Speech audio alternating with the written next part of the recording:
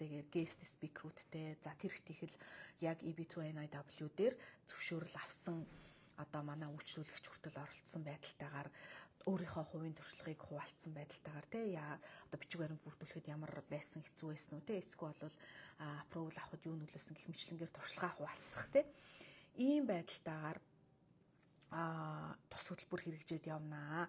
За тэгэхээр энэ хөтөлбөрт англи хэлний мэдлэгч нь чухал. Яагаад вэ гэхээр таны өмнөөс манай одоо үндсэн гэрээ хийцэн үйлчлүүлэгч нар маань англи хэлний мэдлэггүй байсан ч гэсэн зүгээр.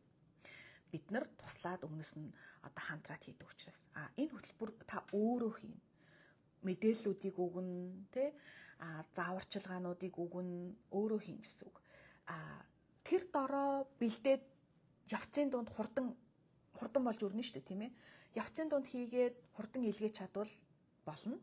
Эсвэл тухтай энэ хөтөлбөрийг дуусгаад тэгээд өөрийнхөө кейсийг эхлүүлээд илгээж болно. Энэ бусад хүмүүсийн кейс дээр ажиллах хүндийг хэлээгүй шүү. За энэ дээр clear байгаарай. Бусад хүмүүсийн кейс дээр ажилламаар байгаа хүмүүстээр бид нар тусдаа академи утгагүй мэдээлэлээ хүргэнэ. Тэгэхээр